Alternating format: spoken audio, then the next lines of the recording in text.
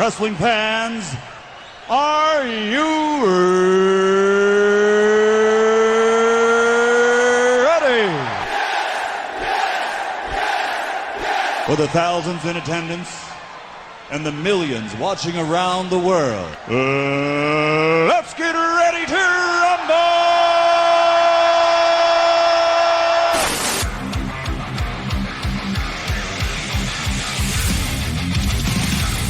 And now, please welcome at this time your hosts, Graham GSM Matthews and RJ Marceau.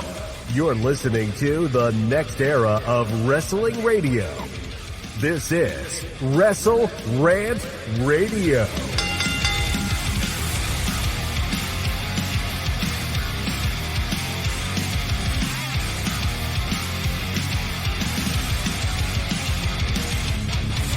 Back in WrestleRant Radio for Thursday, March 7, 2024, following a 2-week absence hiatus. Mr. Marceau is back in the biggest return in WrestleRant Radio history. Brother, what's going on? I missed you.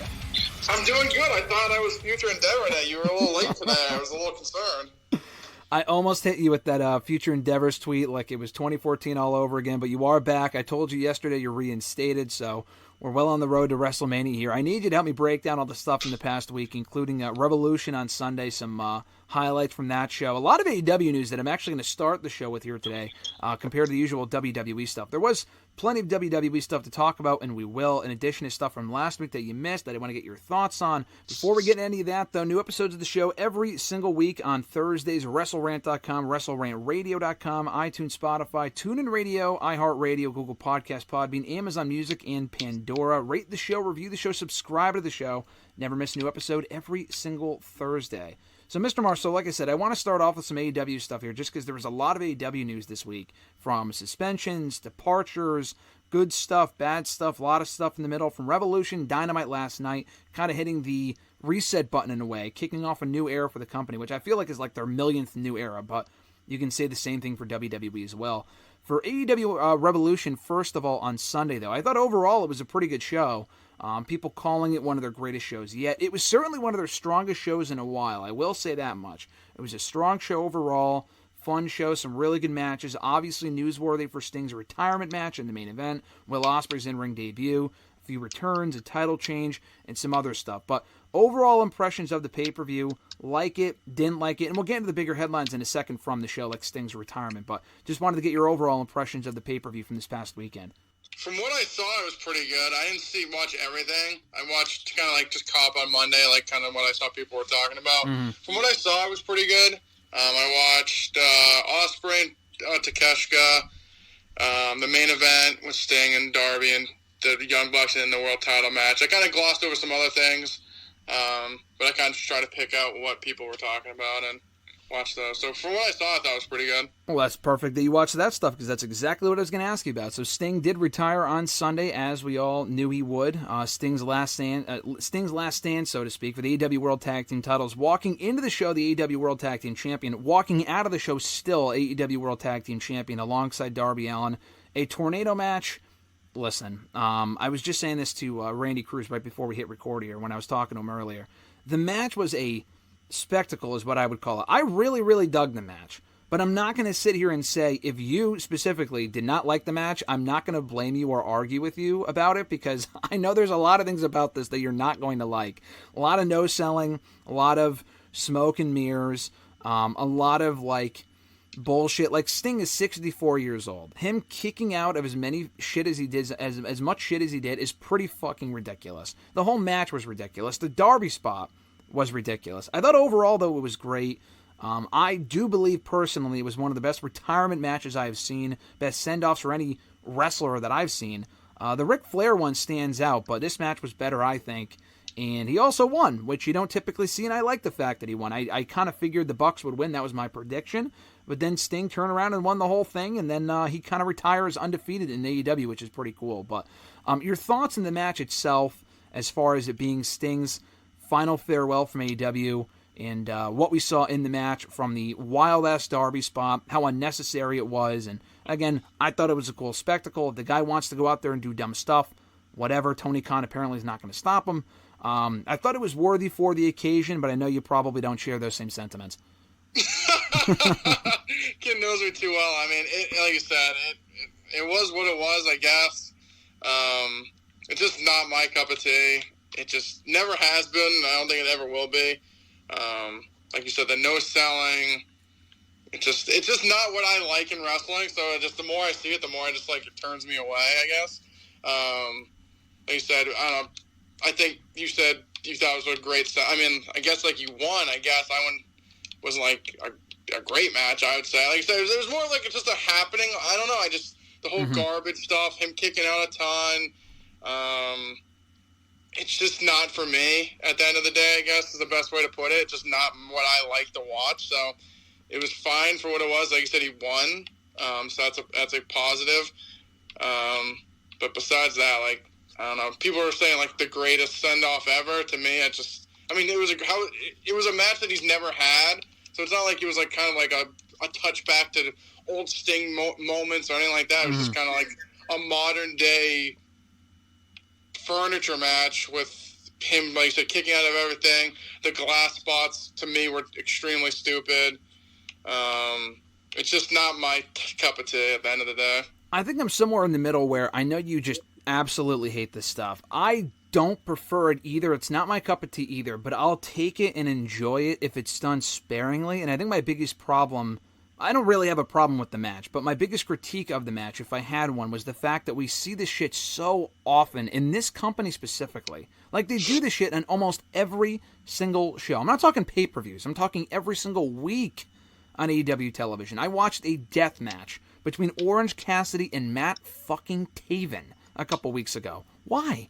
That served no purpose being a Texas death match, but well, that's like last night they had Hook versus Brian Cage in like a garbage match. Exactly, and that was a fine no DQ match. It didn't get nearly as crazy as this did, but they do garbage matches all the time. WWE did 2 street fights in 1 week last week, but they're not nearly as... I mean, again, there's a happy medium, though. You can have a street fight that's hardcore enough without resorting to glass and dumb shit like that constantly. They do it all the time. So to the point where it just doesn't feel special. For this instance, for me, it did. For you, I can get why it didn't. My other question for you, you kind of already answered this. You like the fact that Sting won, though, because I'm glad he did, because I didn't think he would. No one ever really does win in their last match.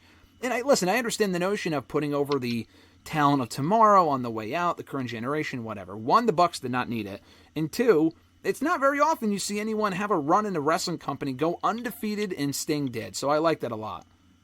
Yeah, I mean, it didn't really bother. I mean, if anything, if it was anyone else, maybe I would have been more critiquey on him winning. I mean, it's the Bucks. Like I've said 1,000 times, I'm not a big fan of them in general. So them losing didn't bother. I mean, I was happy they lost, honestly. So, but like I said, I guess the only one thing, the downside of him, like, yeah, it's nice that he won, but it's just, okay, now we're going to have another tournament that just, oh my God, 1,000 tournaments. So, and I wish it didn't have to go to that direction, but obviously with him winning and retiring as champion, that's where it's going. But I just feel like the tournament for AEW specifically, it's just kind of, it's done. Like you said, talk about street fights or new DQ matches. We've had 1,000 tournaments. Yeah, no, they do tournaments quite a bit. And WWE's done their fair share as well in the past year or two, specifically in NXT. They've had like 3 in a row for the last couple of months in NXT, which is kind of crazy. But yeah, AEW, Tony Khan specifically loves his tournaments. We're getting one for the now vacant AEW World Tag Team titles.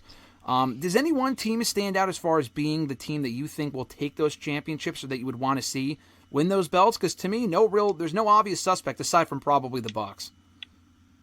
I was gonna say, I'm just thinking out loud, like who could even beat them? I mean, Big Bill and Starks were the champions. I don't think they'll win them again. FTR, like maybe. Blackpool Combat Club, like Claudio and Moxley, maybe. I think at the end of the day, it really just goes back to the Bucks, just with the story they're telling. But no one else really pops out. Like I can't even think of another team that would even be in contention at this point. So those 3 teams that I mentioned, but I think at the end of the day, I'll probably be Bucks. I want to make a quick note of this real quick. You mentioned Ricky Starks. I know it was kind of making the rounds last week from only people online, no real credible source, that Starks was now a free agent because we haven't seen him on the show in about 3 weeks to a month.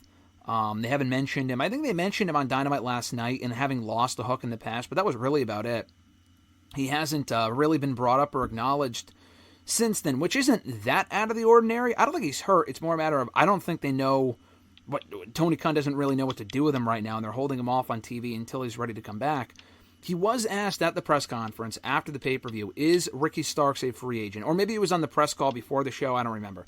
But he specifically said, no, he's not a free agent. That does not mean, though, that his contract isn't up soon. The fact that there's a difference between having an expiring contract soon and being a free agent. So he could still very well be there now.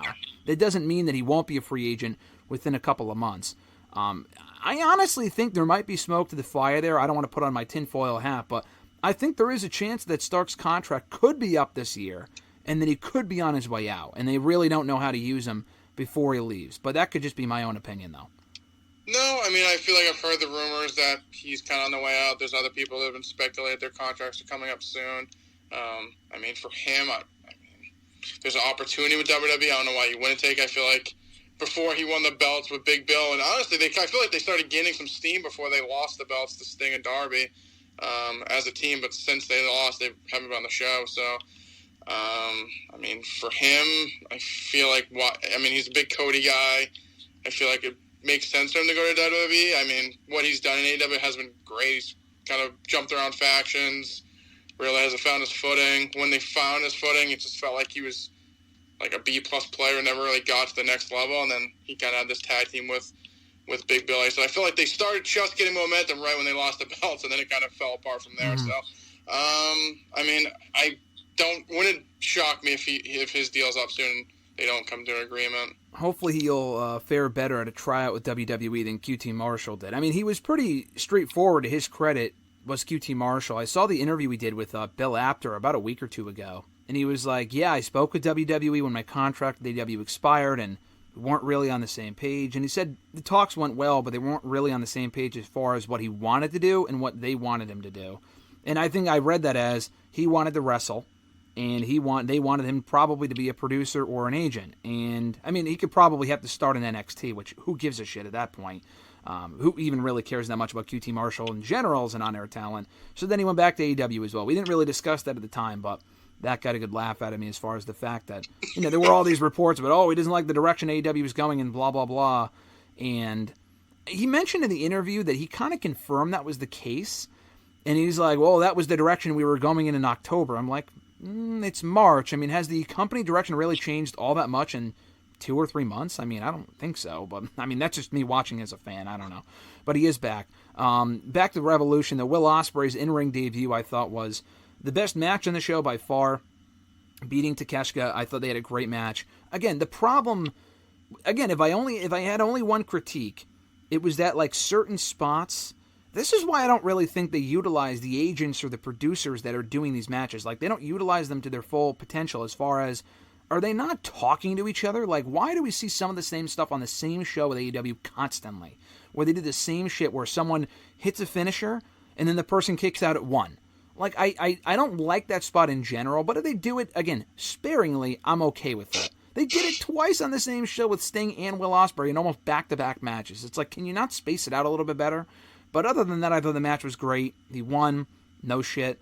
No real surprise there. Got a great reaction beating Kyle Fletcher on Wednesday as well. What do you think Will Ospreay's ceiling is in AEW, and what were your thoughts on his first 2 matches as the AEW roster as the first official member of the roster?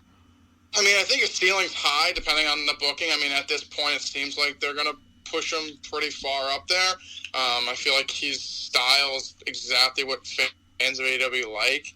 I mean, just a lot of work rate, like you said, a lot of kickouts, a lot of big moves that kick out of. I don't even like to know how to describe it, but I feel like that.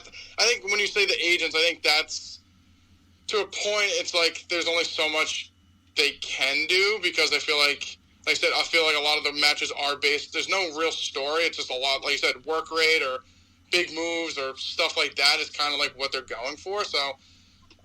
To me, like I've said before, it's not my cup of tea. I mean, I think anyone can go out there and hit 1,000 moves and everyone can kick out of them. And if that's good, then I think pretty much anyone in a major company could do that if they wanted to. Mm-hmm. But, I mean, for what people's reaction was, I feel like like I said, if you like that kind of style of match, then you like it. Like I said, I don't care for, like, hitting 4 moves and they got kicked out of 1. And to me, it doesn't really make much sense. And then normally he won with his elbow. I don't even know the name of it. I'm pretty sure it's his finish with the elbow. But most of the time, especially in those matches, they win by like a fucking roll-up or something. Yeah. They hit him with a bazooka, and then they pin him with like an easy move. So, like I said, I think his potential's endless, especially there. Like I said, I think he fits a style that they like, and people like it. I mean, I think it's like I said, if you like work rate and all that stuff, you would love these 2 matches. Storyline-wise, it doesn't really make any sense. Like, why would Callis want him to face his own guys? No sense at all. And then they beat him, and then they get up and hug and kiss, and they, like, same thing happened last night. Like, he beat Kyle Fletcher, and then they just got up like nothing happened. Like, oh, we're good friends still. I figured after he beat Takeshita, like, they turn on him, kind of go full face for Ospreay, but that's not where it went. But like I said, if you like the work rate, that style of matching, then he's literally like the perfect star that they have right now. Yeah, no, that's the other critique I had of it, that it makes no sense as to why he's facing members of his own faction. Don Callis is one of the worst managers, if that's the case. Oh, let's put our 2 best people against each other. If they hurt each other, then that's fine. Like, well, that makes no sense, dude, but whatever. Hopefully they do turn on him soon or he leaves. He's pretty much a babyface to people respond to him as a babyface, so that seems to be inevitable. One last thing on Revolution. Kyle O'Reilly back for the first time in almost 2 years following the International Championship match. Roderick Strong is the new AEW International Champion, beating Orange Cassidy for the belt on the pay-per-view. Kyle O'Reilly coming back afterward, teasing that he might join Undisputed Kingdom before kind of walking away. And he did speak last night in a backstage promo, not really giving much away. So they're doing the will he join or will he not join? I'm not really sure where they're going with this, but I'm just back Kyle O'Reilly's. I'm just glad he's back. So, your thoughts on Kyle O'Reilly returning and where you see this whole storyline going from here? Nice to see him back. He was gone for a while, I think, like a neck injury. So it's glad to see that he's back, clearly cleared to compete, which is good. The whole storyline, I mean, I feel like it's kind of like that will he join, and eventually, like, he'll seemingly not join, and then he'll join and screw someone over, because that's, I feel like, the premise for a lot of storylines. So I think eventually he'll act like he's not gonna. Eventually he'll join, and then he'll just be another guy in the group once we get going here. Yeah, they need it, dude. I mean, this group really needs it. I know Roddy won the title, and that's great. They also interrupted Joe and Swerve at the beginning of Dynamite on Wednesday. This group is as cold as ice right now as Undisputed Kingdom. I mean, their debut I liked. I was there for it. It went over well, and I like all the members in the group. I like the chemistry there. It's great. The booking has been awful. Like, I know Cole is hurt. He is not intimidating sitting there in a fucking wheelchair cutting promos. It's not good. Wardlow won on Sunday, which is great. They're starting to kind of get back some of that momentum from earlier this year, but they need to put them back at the forefront. We'll talk about Wardlow shortly, but I mean, the Kyle thing at least makes it somewhat interesting, so I like that. And then you have the Kingdom lose in like 5 minutes to Joe and Swerve to kick off the show in a match that probably did not need to happen. But, you know, it is what it is. They kind of have to get back on track with that. Some other AEW news here. Sammy Guevara was suspended by AEW this week. So Fightful Select reported that he was suspended because of the Jeff Hardy match. Now, why we're just finding out about this now, I don't know. Now, the Jeff match actually happened before the Powerhouse Hobbs match. That was either the next night or the next week. But this was a few weeks ago that this happened. So he had a match with Jeff. Long story short, had a match with Jeff. Jeff got concussed with Sammy doing a dumb move off the top rope. And then, you know, we were wondering, and I had mentioned, and we talked about it briefly, and other people brought up the same thing. Why is the referee not suspended? Like, why would the referee not shorten the match or whatever? The report indicated that Sammy was in referee protocol, as was Jeff, and he proceeded to hit him with his GTS finisher anyway, his whatever he calls it, and he won the match that way. So he still picked Jeff up and did a move to him, even though apparently, presumably, reportedly, he knew that he was concussed, which is pretty fucking dumb. So Sammy's suspended.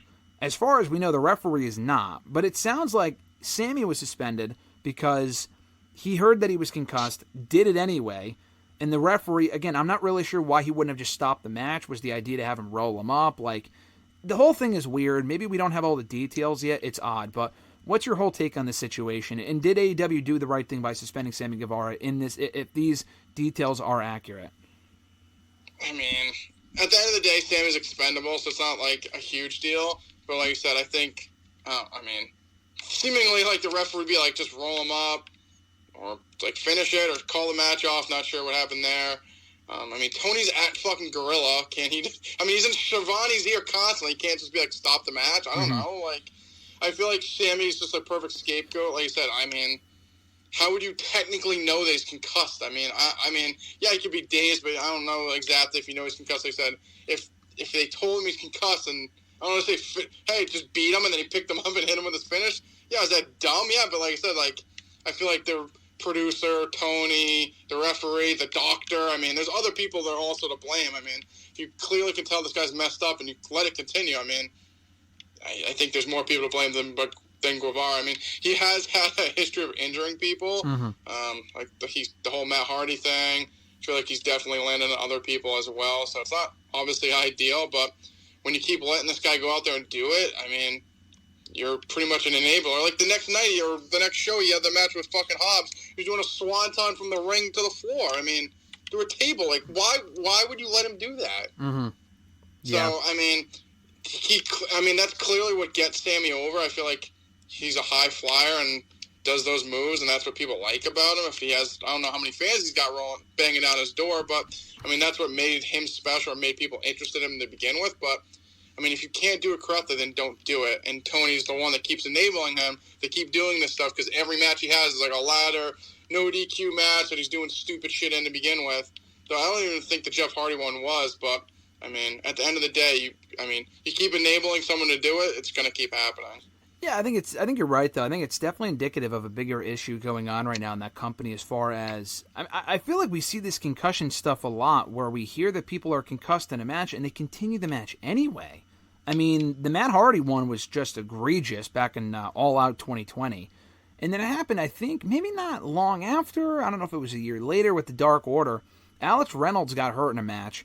And I don't know if you remember, but they fucking dragged him. Remember that? That was during COVID, so I think it was around the same time. Okay, I don't know who hit him with the move. It might have been I don't know if it was one of the Bucks. They were in the match. I don't remember who was in the match. But yeah, like, someone dropped him on his head, and they instead of pulling, I think, like, one of the Butcher and Blades, like, literally just, like, pulled him to the fucking corner and tagged him out, and he was just done-ski. So, yeah, there's definitely been a history. No, yeah, it's happened more times than it definitely should have, and I know they're a newer company, but they've also been around for 5 years. I mean, this shit should not be continuing to happen, so... I mean, I'm glad they took action. I mean, I know you had said originally maybe suspension's too harsh, and I agree with that, but, you know, that's just a Band-Aid on a bigger wound. Not with Guevara. I mean, it is with Guevara, but... with the overall company and not taking this stuff more seriously. Moxley kind of came out and called out. I mean, he said across wrestling in general that all promotions should be taking greater care of their performers and doing concussion tests and stuff. Honestly, I read that as him not intentionally taking a shot at AEW, though, just because them, more than probably any other company, just continue to make the same mistakes. WWE, I'm not saying they're perfect by any means, and you know, there's been a history there as well. But at least in recent months anywhere, in recent times, they've stopped the match. If someone got hurt or specifically concussed, or they thought they got concussed, they just stop the match. Then the other person just wins by referee stoppage. And it sucks, but that's just the case. So, you know, hopefully they can work on that. A departure from AEW this week as well. Totally forgot about this until I heard about it this morning, or heard about it again this morning. I'm like, oh yeah, I kind of forgot about that. Santana gone from the company. So not overly surprising, he had his last match on Rampage with Ortiz, I think in October, so like 4 or 5 months ago. They feuded after it makes no sense. So like Santana it was Santana that was hurt. He came back for All In. Him and Ortiz reunited on that show, and then subsequently said, we're not really back together, we're going to feud. Okay, that doesn't really make a lot of sense, but okay. So then they feud. No one really is paying attention because it's happening entirely on Rampage. They have a match, a pretty good match, that Santana wins, and it seemingly they were building him up as a single star, and then clearly Tony Khan had no plans for him afterwards. So either that or he was pitching him stuff and Santana said no, which seems to be the case with Miro and other people, which is just, it's like, if they're not going to do what you want them to do, then they're not worth the headache. Just get I don't know. You fine them or you get rid of them. I don't really get it, but he's no longer there now. Your thoughts on that departure and kind of the bigger picture as far as AEW really dropped the ball with Santana and Ortiz. I know they didn't want to work together anymore, but they were a team for a while, and they never once held those AEW World Tag Team Championships. We're talking about this tournament right now. Oh, who's going to win the titles coming out of this tournament? It really could have been that once upon a time, and it just never really happened. They fell out of, I was going to say falling out of love with each other. What am I talking about? They kind of had a falling out, and, they don't team anymore, and now he's on his own as Santana. So your thoughts on his departure and how AEW used Santana and Ortiz for the time they had them together? Yeah, I mean, I feel like you said, they were definitely underutilized. I'm stunned that they never won tag team gold. I feel like when they first got brought in, that's seemingly where it went, and then it just never really got there. They were part of the Inner Circle. I mean, it just felt like they were just like another guy. Like, they were kind of like, even when FTR was in the pinnacle, like, I think they held the belts at certain points, but like they just seemed like an afterthought. And, I mean, especially with Santana Ortiz when they were in the Inner Circle, it was just Jericho. Sammy was seemingly that underneath guy that was getting up, kind of getting that kind of rub, but they were just kind of like there. And then, like you said, they never won the belts. Surprisingly, I felt like when they got called in, especially when they got signed, it was like, are they going to go to WWE? And I feel like at the time they probably could have been pretty decent at NXT, but they went to AEW instead. Never won the belts.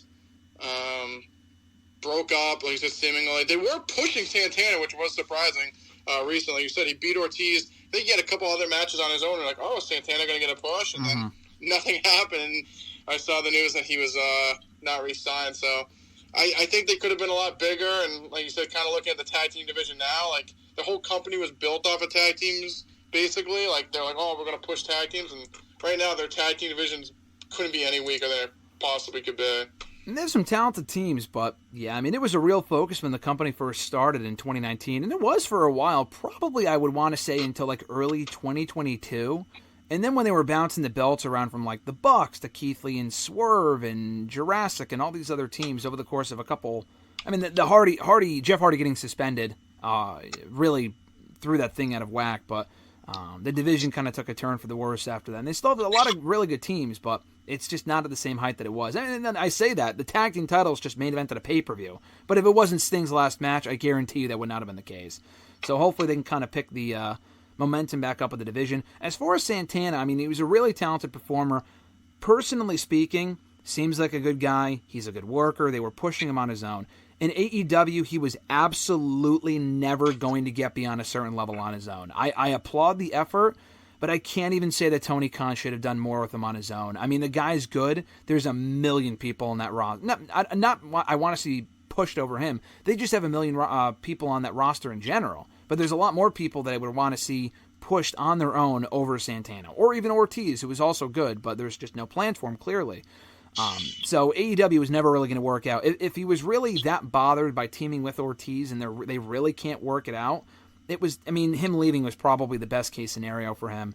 But could you see him in like a WWE, maybe a TNA? I could see that, but WWE, NXT, do you really see Santana there finding a future on his own? Do you think it's worth a shot for them or not really? I mean, he's a good worker, so depending on what you do, I feel like he could be utilized. Depending on what, I guess it really depends on the circumstance. Like, I feel like if you took scripts out of OTM, Santana would fit with them perfectly. Like, he can actually like work pretty decently, or maybe add him to that group and kind of build them up or give him some more. I guess I don't even know what to call it, but I mean, I feel like that's the only thing I could think of at the top of my head right now. I feel like he'd fit with them well. Like, they are pretty green, and he clearly has worked a lot. So, inserting him with him in NXT, the main roster, I have no idea what you do with him right now. But I feel like if you're going to go the NXT route, that's something that kind of just like sticks out and be like, he'd be a perfect person to put with them. I know they had interest in them when they first left TNA 5 years ago and they went to AEW instead. But, that was 5 years ago, and that was when he was with Ortiz, and their stock really hasn't been that high since then. So I don't know if WWE would have the same interest. At the same time, though, they have Brian Pillman Jr. there, Lexus King, who really hasn't done a lot. I like Lexus King, but he's really been a non-factor on that roster so far. He's doing the opening for Roadblock, but that's really about it. Other than that, just losing a lot. And they also rehired Shawn Spears. So if they wanted to hire Santana, who probably has a higher ceiling than both of those guys combined, then it might not be a bad idea. Then I'll get back to Shawn Spears a little bit later on as far as the stuff that happened last week that I want to get your thoughts on. But as we wind down the AEW stuff here, as far as Dynamite last night, the overall vibe of the show. I didn't love the show. I thought it was a pretty good show. The first hour to me, for whatever reason, they got a new intro, the tunnels are back, that's great. It felt like a WWE show. I don't know, maybe that was just me, and I don't really mean that as like a bad thing necessarily, and I'm not even saying it's a great thing. But like from between the impromptu tag team match, the Christian, I don't know, there was just a lot of like the way the interviews were filmed. Just, it didn't really feel like Dynamite 2019, 2021 to me. It felt like Raw. Like, and that's, again, not an awful thing, because Raw's been a good show lately, but I don't know. It didn't really feel like this turning point of a show. The overall grander picture it is, though, between bringing in Okada and Ospreay and Monet and these other people they're now doing stuff with, capitalizing on the Swerve momentum, which is great. Do you feel like they're hitting the reset button right now with AEW and regaining momentum, which has been lost enough for a while? At the same time, though, I asked that question, it kind of feels like they have been for a while, but they have a lot of start and stops. I feel like I asked you that same question 2 months ago, and they didn't really go anywhere. Like, they have all this momentum for a couple weeks, and then it goes nowhere. So, just talk about that. And not even like the ratings thing. I don't think the ratings are really ever going to change, to be completely honest with you. No. But as far as the momentum goes, I think, on a rating-wise, I think they have their niche audience. I don't think, unless they bring back fucking Bruno Sammartino, I was just kidding, he'll never fit there. But basically, I don't think they're ever going to get beyond a certain level. Like I said, I just feel like they have their audience. They have, like I said, they have their style too. Like, to me, it's not, I like some of the stuff. I don't love all of it. And it's not just because I'm like a WWE homer or whatever you want to say. But I just like, I like more story than work rate. Like I said, I think anyone specifically that has decent ability can do all that stuff. But like I said, that's kind of the style today. It's more of a New Japan style, which is great. If you like that, you like that. If you don't, you don't. Whatever. It's not kind of harping on anyone. But like you said, I feel like, I don't know. Like people were talking about like, oh, great show. I didn't overly love it. Like I said, I thought the beginning was good between Swerve and Joe. Like I feel like that's the progression that's going in. I like Swerve, I like Joe, so I'm like, okay, this is a good start. And then the Undisputed Kingdom comes out. I'm like, oh my god. And then like you said, then like they're discussing this tag match. Why, I don't know why they'd want to face Mike Bennett and Taven anyways, because who gives a shit about them? And then, of course, Tony's in my ear match coming up next. Like, oh my god. Then they beat him in like fucking 5 minutes. Like, no one cares. And then we're going to get Joe and Wardlow next week. Okay, I guess, okay. But, like, clearly Wardlow's not going to win because the next program's clearly Swerve and Joe one-on-one. Because that's where the story's going. Like, I don't know. So, Wardlow's going to lose next week. Seemingly. Or there'll be DQ, whatever the fuck. He's not going to beat Joe. I know he's not going to beat Joe. And if he beats Joe, it's fucking stupid because this whole point is Swerve versus Joe one-on-one. Yep. So, okay. The Christian Edge stuff, I mean, thought we were over with that at World's End. I guess we're still going on with that, whatever. The Young Bucks Elite crap, I just could care fucking less. I don't give a fuck about Okada. I don't care. Like, that's not my style. Elite, whatever. People are like, oh, this is great. Then they go to him and Kenny. Oh, okay. But, like, the Bucks, this whole Nicholas fucking stupid Matthew, shit. Yeah, it's fucking dumb if you ask me. It's tiresome. It's whatever. Like, we're EVPs. We're going to start firing people. Like, stop. It's stupid. It's not even good. That's the problem. It's not good. And people lap that shit up. To me, it's awful. And what else happened? I like Jay White. I'm seemingly we're going to get him and Darby. I mean, people talk about Ospreay and, like, how great it is. I feel like people are doing the same thing about Jay White, and he's done fucking dick since he's came in. I like Jay White a lot, but, I mean, he's in this fucking 8-man random group. I don't know what he's really going to do. I mean, I think he's holding the 6-man titles in Ring of Honor? Yeah, in Ring of Honor, yeah. Whee! Who gives a shit? And like I said, I feel like he should be like where Ospreay is now, but he came in, got this huge push, lost every match that mattered, and now he's in a forgettable team. I don't even know what the women did on the show. I don't even recall. Chris Statlander and Riho, I believe, was the match. Okay. Riho won. Yeah. Whatever. I thought it was a decent show, but I think the problem is, I feel like you said, it did feel WWE style, and I feel like they're seeing, I mean, specifically what WWE's working right now is like, there's less wrestling and there's more talking, but the talking works because the people that are talking are important, or stars, or people that care about them. When you do this with people that no one cares about, it doesn't really resonate. So, I mean, like I said, I think it's a good start. People are like, oh, they're back. Oh, they got Okada. Oh, Mercedes Moné's coming. It's like, give it some time. Tony's hot Shawn right now. And we'll see what happens when it starts, like, when we actually have to start getting some real booking in here. But, I mean, we'll see where it goes from here. People are excited about Okada. Like I said, him with the Elite literally does zero for me. I wasn't really overly impressed with Okada, what I've seen from him in AEW with the whole Forbidden Door shows anyways. I feel like Ospreay feels like he's a bigger star just for what they like. But, I mean, people are like, oh, Mercedes coming and the women's division is going to be amazing now. Is it? Like, we'll see. I don't know. We'll see. I mean, I wouldn't hitch my fucking bets to that, but I guess, like I said, we'll see what happens. But, yeah, like I said, people said, like, it was the greatest pay-per-view of all time, greatest Dynamite of all time. I feel like, I don't know, they must be smoking something I wasn't watching, but, I like the attempt. Like you said, I guess it's like a new era, new feel, but like I said, I feel like it's very hot-shotty right now, and once we kind of get, like, the nooks and crannies of booking, we'll see where it goes from there. Yeah, no, I mean, I'll ask you about a lot of the stuff you just mentioned, like the segments and certain people arriving and what they're doing going forward. I mean, listen, I think the thing with me right now, though, is, like I was saying, with the momentum that the company has. The company does have momentum. Again, bringing in Ospreay, Okada, and Moné, who are three objectively big stars. I mean, again, your dad's not going to know who Okada is. I get it. But, you know, he is a big star, objectively speaking, and he's a big get for that company, as is Ospreay, even more so, I think, than Okada, honestly, at this point, with the ceiling that he has and whatever. And then Moné's obviously great, too. The thing is, I feel like with WWE, we talk a lot, and the narrative has been now for a long time, oh, they're such a hot company right now, and it's translating to the business. You know, overall, we're not just talking like... The funny thing with WWE is that the shows I actually do thoroughly enjoy. I think the shows are much better now, and if you're saying the shows are as bad now as they were when Vince was running it, then you're just fucking smoking crack. You're just an idiot, and I can't take you seriously. Wait, you're talking about WWE? With WWE, yeah. No, I feel like their shows since Vince has, like, kind of been gone, have been the best they've been in a long time. Yeah, no, I agree. So the shows creatively have been better, but where they're even thriving even more than that is business-wise, because I think the creative has had at least somewhat to do with that. Nick Khan's a godsend to that company, obviously, with all the stuff that he's been responsible for and whatever. But it's translated to high attendance, massive house shows, big pay-per-view business, international events. I know I said I didn't really want to talk about the ratings because that shit's just not going to change, but it's true, though.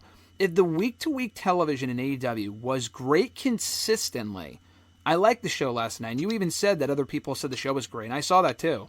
If it was that great from week to week, why is the building almost always empty? And I don't want to be harsh here, but, like, the attendance is much further down from what it is. All In did amazing. That was great, and I give them all the credit in the world.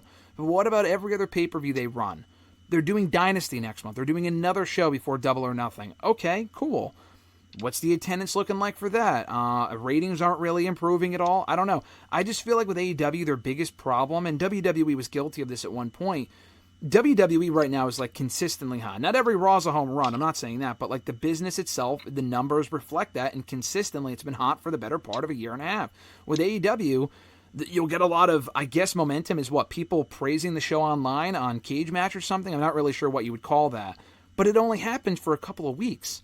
And then after Okada comes in, and after Ospreay comes in, and after Moné comes in, what are you doing with these people to maintain that momentum? I have faith with Ospreay. So far, so good, it's only been a few weeks. Okada, I gotta be honest with you, I don't have a lot of faith at this point.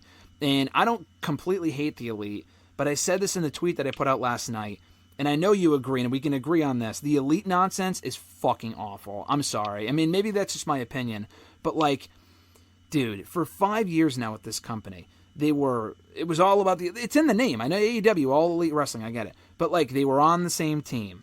Then they were feuding. They had the melodrama with the Bucks and with Paige and then with Kenny. And then they reunited last year. And then they broke up again. And then Paige and Omega get fired from the Elite. Like, holy fucking shit. We need to stop this. It's just never ending. Like, why can't they all do their own thing without interacting with each other? That's my question. Are we going back on the Hangman heel turn? Is that where we're going to pretend that never even happened? I mean, I can't confirm that because we don't know what he's doing when he comes back. But you would think, based on the segment that we saw last night, that they're building to the Bucks against Page and Omega again. Why? That doesn't make any sense. Omega should go on and do his own thing. I hated Omega with Jericho last year. That was fucking awful. But, like, this isn't much better. And putting Okada in the group, I will say this, as a pro, yes, it gives him a mouthpiece in the Bucks. And two, and I know he knows them and he's probably comfortable with them, whatever. We always figured he was going to AEW, so I'm not saying that's a problem. The WWE thing would have been far more interesting. And like you said, the cool thing is, yes, he also has plenty of feuds coming up with Eddie. They teased last night, probably beating him for that Continental Crown Championship, for whatever that's worth, and facing Omega at some point, probably at All In. Great. It's a match we've seen before, not in a while. I'm looking forward to that. But where are we going from there, dude? And I think my big thing here that I want to ask you, or just tell you, I guess, really, is that coming off of that segment, Okada, to me, big pop when he comes out, turns heel. Everyone's like, oh, so shocking. Didn't see it coming. Doesn't make it good, though. Honestly, to me, I'm sorry. It doesn't make it good. I think it's fucking stupid. I really do. It didn't. To me, he joins the Elite, and he feels like a less of an attraction. I feel like people might feel, and again, you're entitled to your opinion here, I feel like people, and Tony Khan might feel, that putting Okada with the Bucks makes them more bearable and helps them. To me, it hinders Okada. And I feel like you might agree with that as well.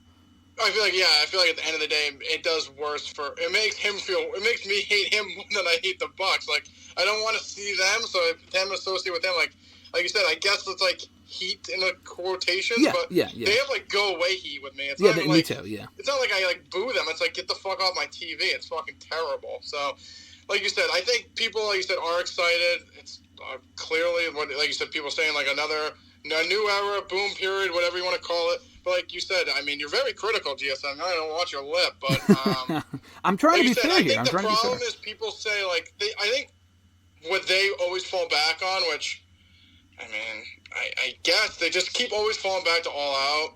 And it's like, okay, I get it. Great. Amazing. Da-da-da-da. But when it's not, like you said, it doesn't translate week by week.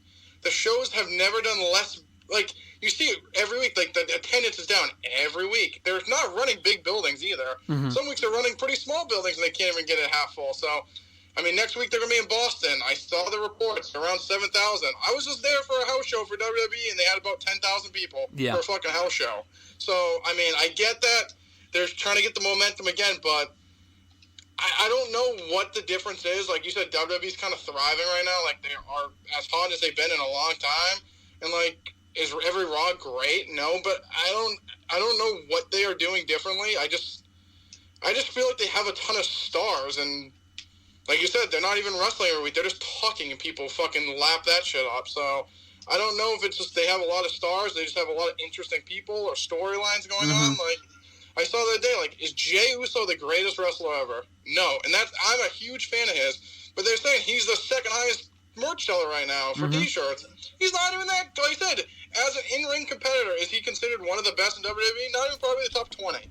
But he is extremely over right now, and that's what works for them. And he doesn't win ever. He loses constantly in the most annoying fashion ever. His fucking dumb brother comes out, his fucking cousin. It makes me want to jump the rail and fight everyone. But guess what? Every week he comes out, he still gets a great reaction. I don't know what they're doing, but it works.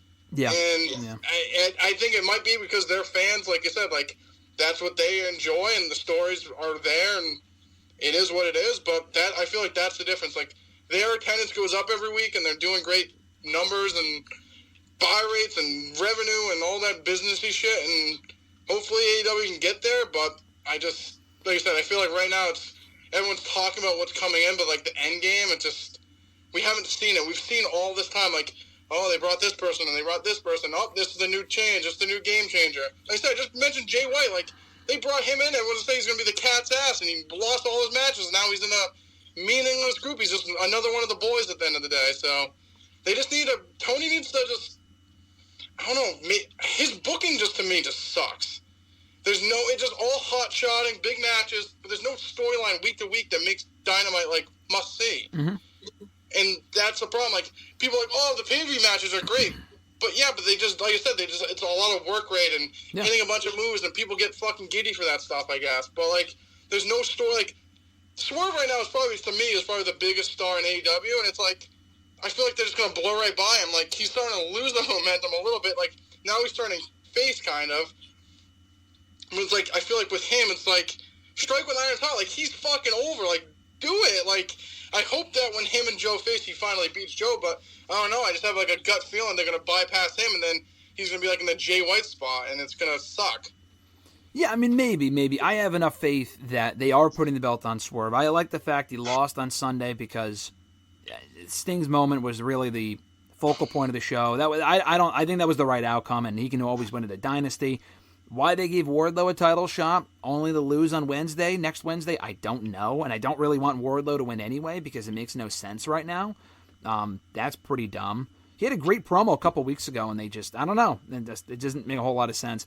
But you're absolutely right, though, and I think the weird thing about it, the mystery with me, is that you're right. WWE does a lot of promos.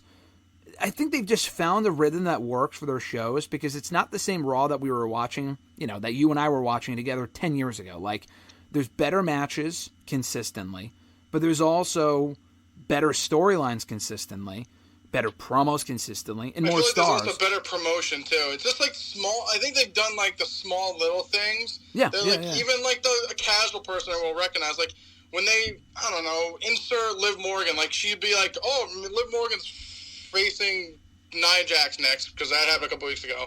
Before they go to commercial, they show, like, 3 or 4 little pictures of Liv Morgan. Mm-hmm. So even, like, someone like my dad, he's casual as they come. He knows the business a little bit, but he's like, oh, clearly they see something in Liv Morgan. They're putting all these graphics on the TV about her. Or the same thing with Becky Lynch or Gunther or Jey Uso. Like, they do this all the time on Raw. It's very small. But to casual people, that just goes to their brain, oh, they must really think a lot about this person. Maybe they're going to push them. Then you see them on the show. Oh, they must be a big deal. Like, it's small presentation things that WWE have done lately that I think resonate with the casual fan. Like, oh, this person's going to be a star, or, oh, they see something in them. It's just small tactical things that is really, like, making these people that, like I said, aren't stars yet, but, like, they come off as stars or as important. No, I completely agree, and I think with a lot of these people, those people are stars. It's not like, you said they have a lot of star power right now, and it's not just that they picked these people from the Attitude Era or they brought them back. No, I mean, a lot of these people's momentum was created internally from within the company, from the way they're booked, the way they're presented. Not everyone's booked great. There's a lot of issues I have with various people on that roster. But you're right, though. I mean, people were complaining. We didn't talk about it last week because we didn't speak last week, but Elimination Chamber, there was only an hour and 45 minutes of wrestling on the show on a 3-hour pay-per-view. They said 4 or 5 hours. It's like you're including the pre-show that had one match that went 10 minutes. I mean, fucking stop. I mean, the main show, I get. But guess what? That's what the people want to see with WWE fans. I mean, I understand because I enjoy aspects of it as well. The grandeur and the pomp and circumstance. That's what the WWE audience wants to see. They're catering to those people, and it's working. My bigger question is, though, what I don't really understand is that AEW is catering, Tony Khan is catering to the audience that he has. You said, like, the work rate stuff. He's done a great job of that. He's giving people what they want.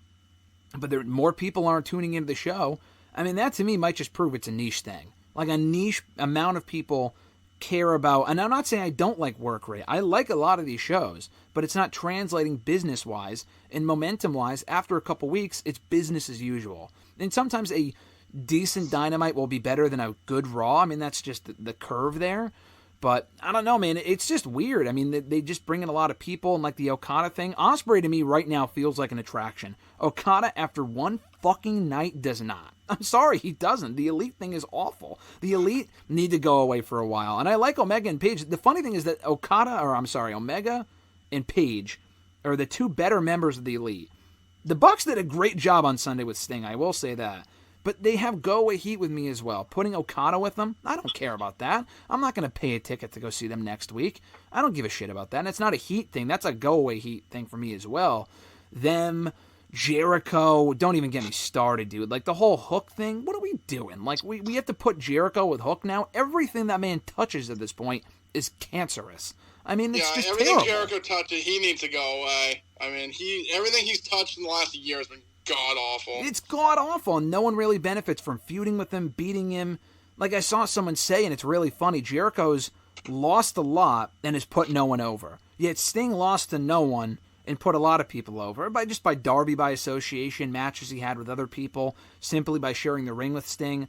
Jericho, again, he loses to a lot of people, but it doesn't mean anything, because I don't really care about anything involving Chris Jericho in 2024. I mean, the scramble match solely existed to get Jericho on the show. Exactly. And then also, you mentioned it before, dude, the Bang Bang Scissor Gang stuff is fucking awful. We don't talk about it at all here on the show, but you mention it, and it kind of jogged my memory. It's terrible. Dude, the whole premise of the group's stupid. The Guns literally broke up from the Acclaim, and now they're back together.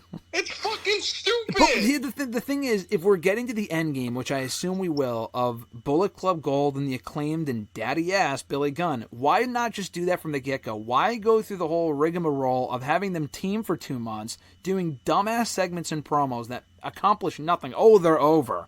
Because the audience likes to do the scissoring thing? I mean, this is what I'm saying. Again, maybe wrestling has passed me by, but that shit is stupid, and it's such a colossal waste of Jay White. I'm glad he's facing Darby next week and likely winning.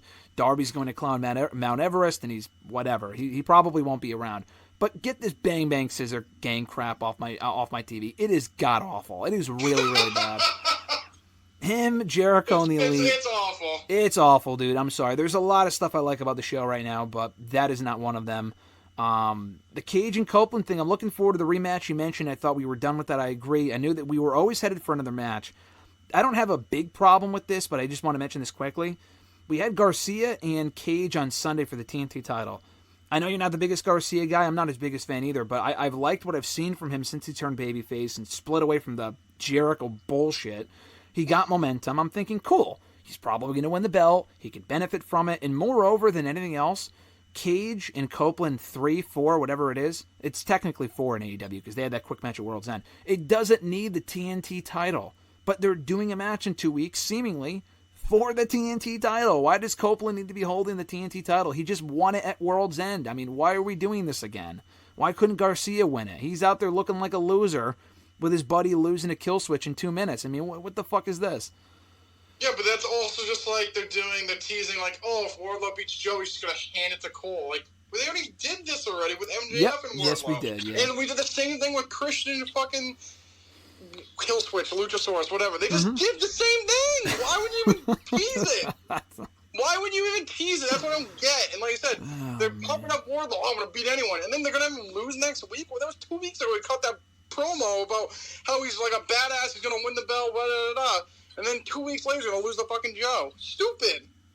I don't get it, man. There's a lot of good right now in AEW, but there's also a lot of stuff that just doesn't make sense to me. This is not, everyone, restore the feeling. Like, it is not 2019 AEW, but at least not to me. I don't know. We were there for Double or Nothing 5 years ago, and it was a great time, special weekend. I was there at All Out even 2 years ago in Chicago when Punk had his first match, and Danielson showed up and shit. And they teased Omega and Danielson last night. Like, it's amazing. It is a fun time to be a fan. I'm not shitting on the company, but we got to put stuff in perspective here. There's a lot of stuff they still need to work on. I'm just kind of curious. We're in a period now where they have momentum, quote-unquote, whatever you want to define that as. Where are we in 2 or 3 weeks? I mean, there's a reason we really don't talk a lot about AEW here, and I don't really ask you a lot about it, because there really isn't a lot to talk about.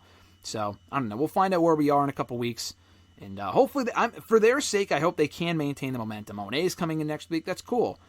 Will Dynasty be a big show? Revolution, I really enjoyed. Dynamite, I thought was good. I didn't think that it was this all-time great show that people thought it was. I won't remember it a week from now. There's still a lot of stuff. It's a small step in the right direction. It's probably the best way I can sum up the last 20 minutes of our conversation here. As we wind down here, Mr. Marceau, I know I didn't talk to you last week here on the show, but your quick thoughts on Chamber and also Shawn Spears coming back. I didn't get a chance to ask you about that last week here on the show. Pop for Shawn Spears, just kidding. I just sat my hands like, what? Like I said, it's NXT. I won't be too critical on it. It's NXT, whatever. I'll let it slide. Chamber, I thought was good. Like I said, I mean, people complain there wasn't a ton of wrestling, but from what I saw, I thought it was a good show. Stratton's fucking God Almighty. Put the fucking rocket up her ass. She's fucking amazing. Nia, like I said, I texted you. I thought she has been better. I mean, she's not amazing, but the match with Rhea, I felt like was one of her better matches she's ever had. Yeah, she's very limited, but I think for what the story that was told, I thought it was a pretty good match. The tag team stuff was kind of in there. The Chambers, I thought they both were good. But I felt like, for me, Stratton, her performance, and same with Nia Jax kind of were the two biggest takeaways from the show. Yeah, no, though I thought it was a pretty good show overall. The Shawn Spears thing was, the Shawn Spears return. A fine fit on the NXT brand. Good for him getting work. That's great. Keep him off the main roster. Not really necessary. But Chamber, I thought, was a good show. Some other quick things here as I wind down and before I let you go. We got 2 Hall of Fame inductee announcements this past week. Paul Heyman and Bull Nakano, which really surprised me. I thought she might have already been in. I completely forgot about Bull, but she's going in. And Paul Heyman was expected with it being in Philly. 2 worthy inductees. What are your thoughts? Heyman, doesn't surprise me. I feel like I didn't think he'd go in as a performer, but Philadelphia makes the most sense. So I'm glad to see him go in. Bull Nakano, don't know a ton about her, but it seems like she fits the bill. So I think it's 2 good, noteworthy entries so far. We talked about it before, so we won't go long here. Just want to make a quick mention of the fact that tomorrow on SmackDown, it's probably going to be made official. Rock and Roman versus Cody and Rollins, night 1 of Mania for Mania 40. They added the stipulations: if Rock and Roman win, Bloodline rules on Sunday on night 2 for Rhodes and Reigns. But if Rhodes and Rollins win, no Bloodline. So clearly the heels are winning, I would think. I guess it could go either way, but I think Rock and Roman are winning. We haven't really talked that much since the Rock promo last week with Roman. I thought that was great. It's headed in the direction we thought it would, but wanted to get an update on your thoughts on how far, as far as how the build has been so far, and if you're enjoying it. And I'm not a big fan of the tag match. I made that quite clear. I really don't think it's necessary, but they're doing it, and it's an attraction, and it should be an interesting matchup. Yeah, I think tomorrow night we'll get the official. It's happening. I don't hate it. I don't overly love it, but I don't hate it. Like I said, I guess it gets Rock on the card because he has to be on the card. But I think, like you said, I think the heels would win, obviously, with the stipulation. Bloodline gets involved. Probably see Seth come out, maybe a little Jay come out. Cody will win. We'll get the story. Yay! Eventually, this will lead to Roman Rock split. We'll get them next year. Like I said, I don't think the tag match is necessary. I would have Cody lose that, and then he wins the next night. No reason for Rollins to get pinned before he loses to Drew inevitably. So, no, I like where it's going, but that's kind of where I see it going. Yeah, no, I think that makes sense, and I think the match will be an attraction. I just don't really think Rock needs to wrestle, like you said. They're doing it, so it is what it is, and I like the tension. You mentioned, Cody will win, yay, but, I'm still convinced there's a pretty good chance Roman will retain, so you better save Roman wins LOL in your drafts, as you said. It's still saved. It's still saved. Keep it saved, because I get the feeling that it's not set in stone that they're going to have Cody win the belt, but, we'll see on night 2. Last thing, who do you think wins the number 1 contenders gauntlet next week for the Intercontinental Championship? We got Zayn, Gable, Nakamura, Reed, McDonough, Ricochet. We talked before, I think it's got to be Gain or Zabel. I know you're all in on Zayn and you don't want Gable, but has that changed in the last 2 weeks since I last talked to you, or do you think there's a chance they could do a 3-way or have Gable just outright win? I think it's between Zayn and Gable. I want it to be Zayn. I saw the promo there for Gable. Yeah, I made it more serious, but still feeling Zayn. Mm-hmm. Even if it's Zayn, I don't think Gunther has to lose. I agree. But yeah, I think if I was putting my money down, it's Zayn or Gable. I'm leaning Zayn. His story's going to WrestleMania. I wouldn't make it a 3-way. I'm going with Zayn. So you're saying don't put my money on Ricochet? I would. Him and JD have a better chance to win than I do. I think it's either Zayn or Gable. I want Gable. I've made that clear. You know that I'm a Gable sympathizer, whatever. I'm a baby when it comes to that. I don't mind Zayn. I'm not going to boo Zayn if Zayn wins. I think Zayn winning would be great. Doesn't mean he needs to beat Gunther. And even if he does, that's fine too. I'd love a 3-way. I don't think we're going to get one. I don't really want one if they're doing Orton, Owens, and Logan for the U.S. title. So I think a one-on-one match makes sense. And I think Zayn will win. Want Gable. Heart wants Gable. My mind says Zayn. I think Zayn goes over and becomes number 1 contender. So we'll talk all about that next week here on the show. A lot more to discuss here on WrestleRant Radio. New episodes every single Thursday. WrestleRant.com, WrestleRantRadio.com, iTunes, Spotify, TuneIn Radio, iHeartRadio, Google Podcasts, Podbean, Pandora, and Amazon Music. Rate the show, review the show, subscribe to the show. Never miss new episodes every single Thursday. Mr. Marceau, have a great one. Enjoy the rest of the week, and I'll kick your ass next week, brother. Later. Adios. Join Graham, GSM Matthews, and RJ Marceau every Thursday as they run down their weekly wrestling rants, offer expert analysis, host exclusive interviews, and more. Subscribe today on all your favorite podcast platforms and never miss an episode of WrestleRant Radio.